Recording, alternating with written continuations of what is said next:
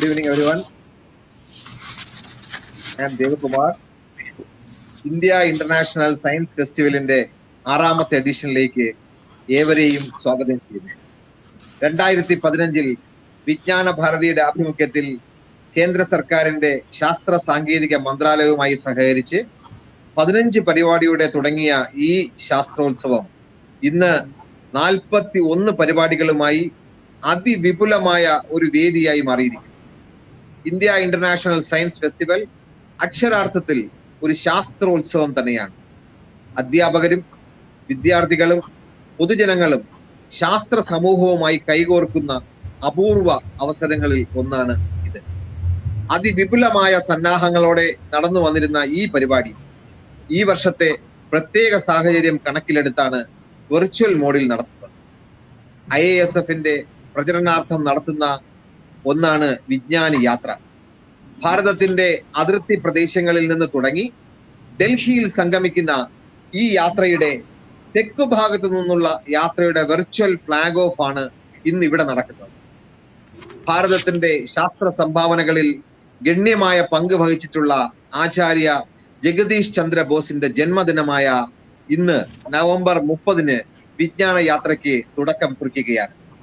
ജഗദീഷ് ചന്ദ്ര ബോസിനെ കുറിച്ച് സംസാരിക്കാനായി ഇവിടെ എത്തിയിരിക്കുന്നത് രാജീവ് ഗാന്ധി സെന്റർ ഫോർ ബയോടെക്നോളജിയുടെ പുതിയ ഡയറക്ടറായ ഡോക്ടർ ചന്ദ്രബാസ് നാരായണയാണ്. Jawaharlal Nehru centre for advance sciences and റിസർച്ചിൽ ഡീൻ ആയിരുന്നു അദ്ദേഹം. രാമൻ സ്പെക്ട്രോസ്കോപ്പിയിൽ സ്പെഷ്യലൈസ് ചെയ്ത ഡോക്ടർ നാരായണ പല അന്താരാഷ്ട്ര പാറ്റന്റുകളുടെയും ഉടമയാണ്. ഡ്രഗ് സ്ക്രീനിങ്ങിലും ഡയഗ്നോസ്റ്റിക്കിലും രാമൻ സ്പെക്ട്രോസ്കോപ്പിയുടെ ആപ്ലിക്കേഷൻ തിരിച്ചറിഞ്ഞ ഇദ്ദേഹം മൾട്ടി ഡിസിപ്ലിനറി റിസർച്ചിൽ ഒരു ട്രെൻഡ് സെറ്റർ കൂടിയാണ്. ഇന്ന് നമ്മുടെ ഈ പ്രോഗ്രാമിനായി ഇതിന്റെ തുടക്കം കുറിക്കുന്നതിനായി ഇതിനെ ഉദ്ഘാടനം ചെയ്യുന്നതിനായി നമ്മുടെ ഇവിടെ എത്തിയിട്ടുള്ള അദ്ദേഹത്തെ ഞാൻ ഈ യൂട്യൂബ് ലൈവിലേക്ക് സ്വാഗതം ചെയ്യുകയാണ്. Thank you.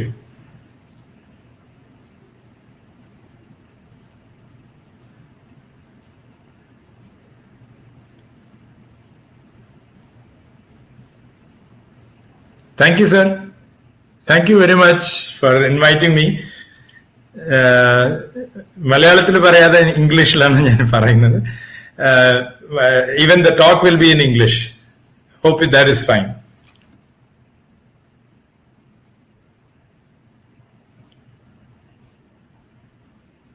You can go ahead, sir. Thank you. So, should I start the talk, or you're going to introduce? You can start, sir. You can start. Okay, sure. Thank you, Devkumar, and I thank India International Science Foundation Festival 2020 for inviting me. And it's a difficult task because life and works of Sri Jagdish Chandra Bose is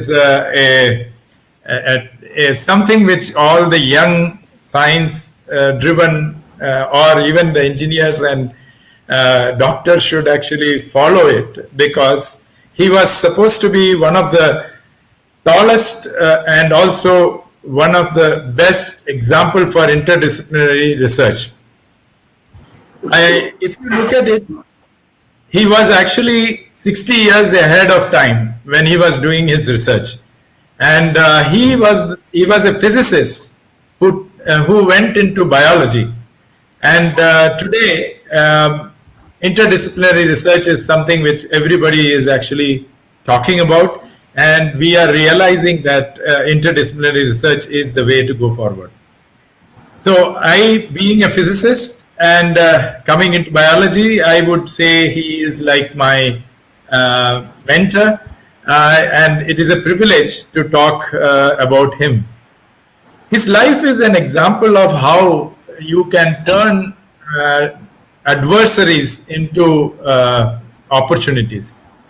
He has never ever said failure is something which we should not take it. He said failure teaches you, and failure is the way which brings about success. So throughout his career, there are examples how he has fought against odds to put across things. So in that sense, I would like to actually now go into detail of what he has achieved during his tenure. Sri Jagdish Chandra Bose, as he is commonly known as J.C. Bose, he was born on 30th November 1858, and he lived a long years, about close to 79 years. He passed away at close to 79th birthday, 23rd November 1937. He is acknowledged to be one of the greatest pioneers of not only physics but also plant biology. Essentially, he was the father of biophysics long before it became a field. He was almost 60 years ahead of his time in his ideas, research, and analysis. Bose had several out-of-the-box concepts and designed his innovative instruments to facilitate his research. He made several discoveries during his studies on physiology and biophysics of plants, particularly the electrical nature of conduction of various stimuli. Bose started his education in his vernacular Bengali school, a pathshala which was founded by his father in Faridpur. It is very important to note that his father, B.C. Bose, was easily able to take him to a local English school. But he found that his son had to learn his mother tongue and know his culture before he learns English and knew the foreign culture. This is something, again, is a very important thing for us as parents and for children to learn their vernacular languages as well as learn the culture before we embark on learning foreign languages. Of course, we should learn all languages, but before that, we should be well versed with our own culture. In 1869, Bose was sent to Kolkata. Now it's called Kolkata, but it used to be called Calcutta, where he spent 3 months in Hare School, where to be admitted into St. Xavier's College, which was a secondary school and a college. In 1879, Bose passed the BA exam in Physical Sciences group of the Calcutta University. At that time of his graduation, Bose did not have a clear plan for his future career, except that he wanted to go to England for higher training. He went to England by selling his mother's jewelry to do medicine, as he wanted to support his father, who lost his money helping people and trying to educate poor people. This is very important to note that B.C. Bose, who was his father, was using all his money to help poor people and also to facilitate poor people getting quality education. So this is something which he wanted to support. J.C. Bose wanted to support. So he said, if I go for studies, I will only waste my time. So I won't be able to help my father. So I will do medicine, because if I am a doctor, I can always earn money and then support. So in 1979, he actually was still thinking about doing these things. So he went for a year study to England in medicine. But unfortunately, or maybe fortunately for the science, his study in medicine had to be stopped because he was having recurring fever and he was averse to the odors of dissecting rooms. So this made him to leave medicine. He joined London, he left London and joined Cambridge to study in Christ College to study natural sciences. It is interesting to note that Bose's teachers at Cambridge were Lord Rayleigh, Michael Foster, Sidney Vanes, Francis Darwin. All of these people were his teachers. Bose in 1884 received his Bachelor's of Arts with second class in Natural Sciences, and in the same year he obtained the Bachelor of Science from University of London. Both of these degrees he earned in UK. After coming back to India, he joined the Presidency College of Calcutta in 1885. He was the first Indian to be appointed Professor of Physics in Presidency College. This was not easy. This was absolutely difficult because his appointment was strongly opposed. But Bose finally managed to get his appointment because of the intervention of the Lord Ripon, then Viceroy of India. Bose's friends in England were responsible for helping him get his job. Bose was taken on a temporary basis with 1/2 of the pay attached to each such appointments. This was because he had been not liked by the administration to be a professor. Bose again protested, but he protested but didn't discontinue. He continued his teaching assignment for 3 years without any salary. This is another quality, that he protested without actually leaving the college. He actually worked 3 years without any salary. But what he proved is he was recognized for the value of his teaching. He was a very good teacher, and also his lofty character. His appointment was finally made permanent with retrospective, with full salary for the last 3 years in a lump sum, which he used to pay off his father's debt. You can see his quality. Again, these are things which we should learn. Very many things which happened in his life are examples of how we should lead our life. In 1894, at his age of 35, Bose decided to pursue scientific research and not to be confined with teaching assignment alone. There was no laboratory or apparatus or peers. He conducted his research in a small 4 by 6 feet room with a tinsman. His helper was an untrained tinsman in Presidency College. Bose was inspired to study the property of electric waves after reading Lodge's book on Hertz.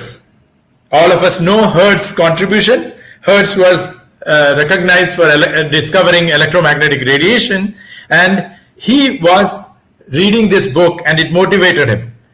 So he started working on producing new radiators for generating radio waves. He also built a unique and highly sensitive coherer. Coherer is nothing but a radio receiver for receiving radio waves. This coherer was actually termed by Lodge himself, who actually wrote this book, which inspired Bose. The whole receiver concept was actually done by Brindley, who showed that if you take iron filings or metal filings and put it inside a glass tube and put electromagnetic radiation, it will actually start conducting, because when it is loosely arranged, it is an insulator. As soon as you put in electromagnetic radiation, it will actually form a chain and it would actually start conducting electricity. Lodge learned this and he connected 2 wires and connected a goniometer and showed galvanometer, and he showed that it passes current. But Bose was not satisfied. Bose wanted to improve this, and he actually went ahead and made a nice change. Instead of these filings, metal filings, which were of odd shapes, he actually made metal springs and used ebonite sheet because to insulate them. And then he applied electromagnetic radiations, and it was very, very consistent. The results were very, very consistent. And this was the first way to actually show the receiver. So in fact, Bose developed this receiver. This receiver was a great advancement to already existing in Europe. This is something which started off, and using this he started demonstrating that electromagnetic radiations can reflect, can actually be interfered, double reflections and polarization. All of these things using this receiver he could actually demonstrate. This is what led to his first paper. And also, very, very importantly, he discovered and he actually invented the devices to produce 1 centimeter to 5 millimeters wavelength electromagnetic radiations. At that time, Hertz had actually got 60 centimeter or meter long electromagnetic radiations. This is going from radio wave to microwave. So he becomes the father of microwave technology. So that is the first thing he invented, just as soon as he got into studying radio waves itself. So this is a big discovery which he actually did. So now these microwaves are the basis for radars, ground telecommunication, satellite communication, remote sensing, and microwave ovens. All of these are based on this microwave technology. So basically he can be called as the father of microwave technology itself. This was actually presented in the Royal Society. In fact, he went and presented in many places. It came as a paper in Royal Society in one of the prestigious journals, which is as 3 articles. He actually came out as 3 articles in a back-to-back in one issue of Electrician. Electrician was then one of the pioneering periodicals, just like Nature or any of Science or any of those kinds of journals, especially written for people in advancement of electricity and other aspects. It had contributions from Faraday in actually developing this particular magazine. The Royal Society of London not only accepted his paper for publication, also offered him financial help through their parliamentary grant so that Bose could continue his research. The University of London gave him doctorate of science without any examination, just for this. And a person like Lord Kelvin, you know, Kelvin is measure of temperature based on his name. Lord Kelvin congratulated Bose for his success in difficult times. Novel experiments, in difficult and novel experiments he performed. He was actually said. So this was the first interaction in the Western world of an Indian scientist itself. He actually demonstrated that Indian could actually penetrate into the science of education. So these are things which people should remember. Since there is lack of time, I would actually quickly go over and try to say some other aspects of Bose, which is away from physics. So this was the starting point, that he started working with electromagnetic radiations, producing microwaves, he was the one who actually developed it. Here there was some controversy which people always say, that he didn't get credit for his discoveries. He never got credit for his discoveries, but that is not true. Of late, there has been a lot of investigation which has been done, and today Marconi is not completely given the credit for developing transatlantic communication, wireless communication, but the starting point of wireless communication was actually given to J.C. Bose. So this has been recognized now, that J.C. Bose is the father of this telecommunication itself. And in fact, what was the reason why J.C. Bose didn't get his credit? The reason was J.C. Bose never believed in patenting. He said, I don't want to patent. The research should be available for the world to learn and to develop technology. I don't want to be the making money out of my research. This is another learning which many of us do not have. Right now, we always value our discoveries. We try to make money out of our discoveries.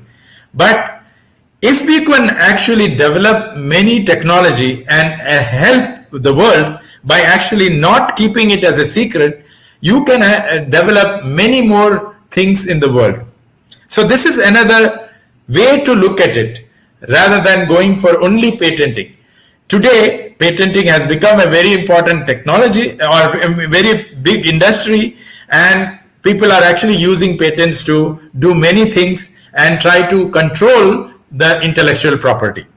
This is something which we are doing now, which Bose was against totally. While he was actually working with this kind of research, he also started looking at what is happening to his devices when he was generating electromagnetic radiation. One of the interesting, so another learning for all those young people, observation. He was observing whatever was happening in his instrument. So he used to find that his receivers had a fatigue and the receivers would lose its quality, and after some time, if you really give them time, they would actually come back and perform same way. So he started thinking that even metals have sensations or metals have feelings. This is how he started thinking. So he started thinking about living things and non-living things and trying to correlate that. That is the starting point for him to become a plant biologist. So the first thing he did is he started researching on plants, and he started working with his electromagnetic knowledge, receivers and electromagnetic generation units. He started looking at the feelings of plants. So he was the first one to say that there is a relationship between living and non-living things.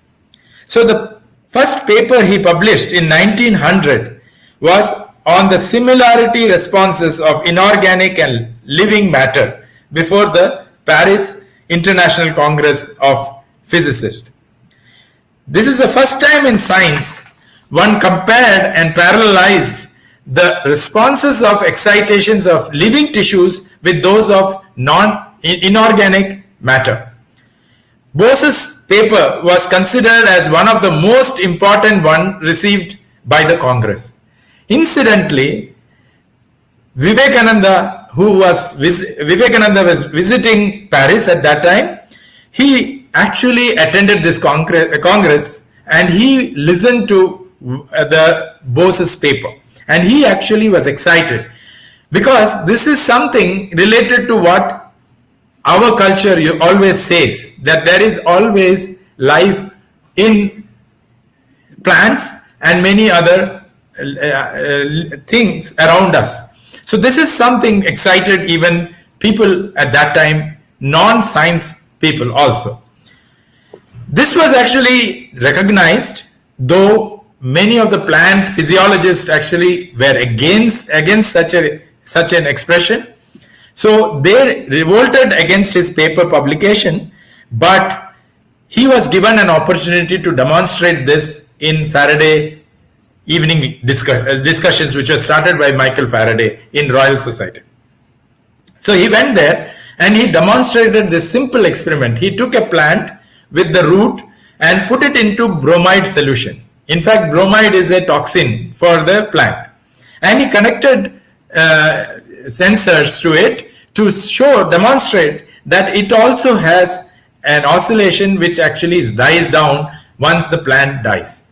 This was an experiment which actually caught the imagination, and the people who were there in this lecture were Lord Rayleigh, James Dewar, Derby Faraday Laboratory. It was actually held, and the Royal Institution had many people who were watching this experiment.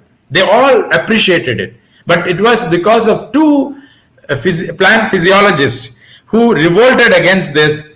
one was Sanderson, another was Waller, who actually revolted against this particular demonstration and said that it is not believable, and that is why it was not published in Royal Society. But he came back. He actually came back and started working on this in an extensive way. This Bose demonstrated that plant tissues under different conditions of stimuli like mechanical, application of heat, electric shock, chemicals, and animal tissue, chemicals, drugs, electrical respond exactly like animal tissues. This was very, very difficult for people to actually at that time take it. He was ahead of time, but today it is actually being recognized. People are actually recognizing it, and he has got, people realize that these are real facts. In fact, while doing this, he developed an instrument which is called as cresography. Cresography is an instrument which can measure the growth of a plant. It can measure the growth of a plant up to 1 by 1 lakh inch per second. So it can measure how much the plant grows, and even a measurement of 1 by 1 lakh inch per second it can measure. This is an instrument he developed to show that plants grow continuously, and that is, his work was on touch me not plant, which is called Mimosa pudica. This is the plant he worked extensively on. He attempted to devise models which were illustrative of physical basis of memory. This is another thing he was actually doing. His findings subsequently influenced subjects like physiology, chronobiology, cybernetics, medicine, and agriculture. All of these were influenced by his. He can be considered as a trendsetter for these fields in that age.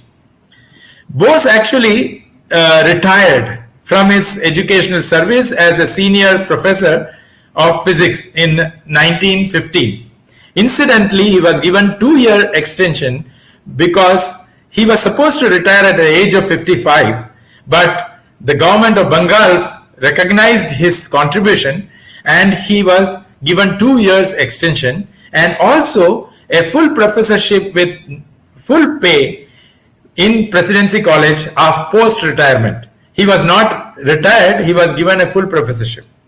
But Professor Bose didn't want to actually continue in presidency. He started doing his research at home. While he was doing research at home, he thought he should develop an institution. And this is the institution now called as Bose Institute. And this was but by philanthropic contributions. And in fact, his long-time emotional mentor as well as supporter, Rabindranath Tagore, was responsible for him to get 11 lakhs as endowment to start this institute. It was his own institute. He was the founding and life till his death. He was the director of this institute. So this is an institute he developed, and today also it stands in Calcutta, which is well known for its contributions in science, both in biology, physics, and chemistry, all of these fields, very extensively contributing in the in nation. This was set up around 1917. 1917 was when he laid the foundation for this building. There are 10 things which people should remember about Bose. Bose was the first one to actually get electromagnetic radiations which were in the centimeters or millimeters. And Bose was the father of, these are the very important take-home messages. Bose is known as the father of wireless telecommunication. He was the inventor of mercury coherer radio receiver using mercury, and he was also the he developed the science behind capturing radio waves, first demonstrated by Bose, later on taken over by Marconi to get his invention of transatlantic communication, which Marconi never acknowledged that he got the idea from Bose, or it was the starting point of from Bose's work. He was the first scientist to discover the plants too are living beings and have similar life cycles and functions like animals. He invented the chrysograph, a device used for analyzing and understanding functioning of different stimuli in plant. Bose was lifetime professor of Presidency College, and he was the first Indian to be appointed as the professor of Presidency College or any college in India.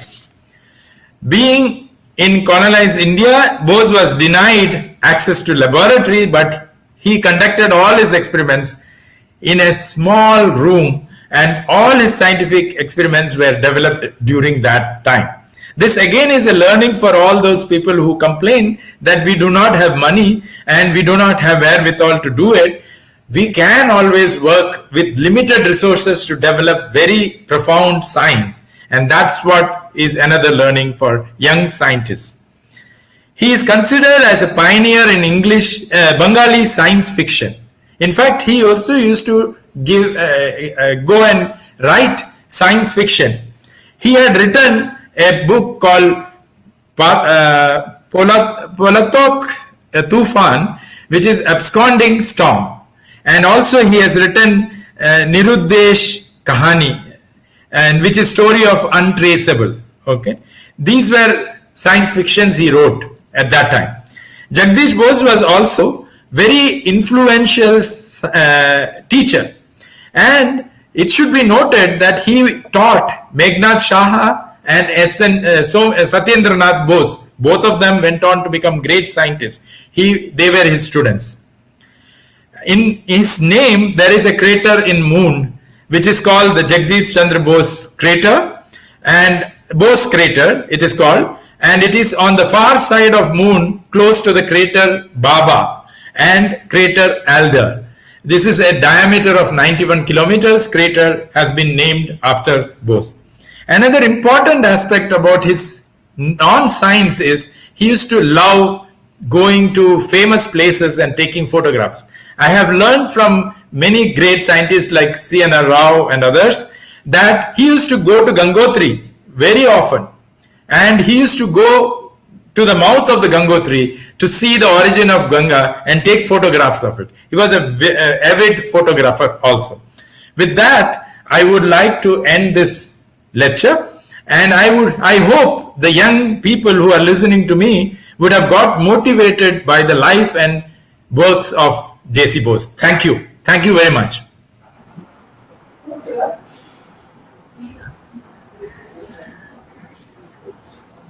Thank you very much, Dr. Chandrabhas Narayana, for this excellent lecture.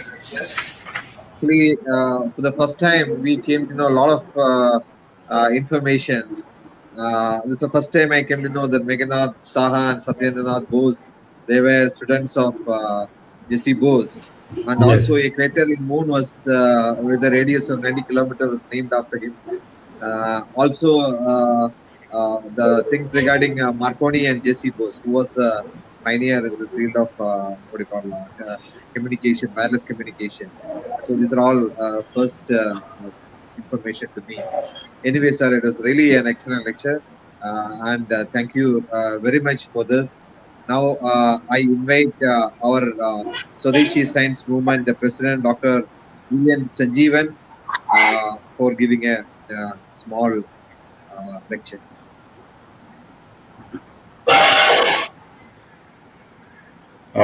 Yes. Yeah, we can hear this. We can hear. Am I? Yeah. Okay, what a wonderful way to start the 6th edition of IISF, the India International Science Festival, as we call it. Thanks, Dr. Chandrabhas, for that excellent introduction of J.C. Bose and his works. especially his research, non-research activities. It was a wonderful piece of information. And as you said rightly, hopefully our younger generation will get inspired by your words and will not cry for equipments, instruments, etc. Most often, this is what happens in the laboratories. We had been fortunate. The Swadeshi Science Movement, which is indeed the Kerala chapter of VIGYAN Bharati, had been fortunate that we are kicking off the 6th edition of IISF from Thiruvanantapuram today on the 162nd birthday of J.C. Bose. And this year is special. This edition of IISF is the 6th edition is special because unlike the previous chapters of IISF, this is virtual on a virtual mode, and all of us are newcomers to this sort of meetings. The IISF, as aptly put by JMG, the Secretary General of WIPA, is unlike most of the conventional science meetings. He termed it as a mahotsav of science, or a science festival. And according to him, we should celebrate science this way, as a festival, rather than the conventional way of doing it, which is an excellent and innovative idea, so that the ordinary people get a taste of what is happening in the laboratories. We all know that with the passing years, the IISF is getting international recognition for its dimension and the huge participation it draws.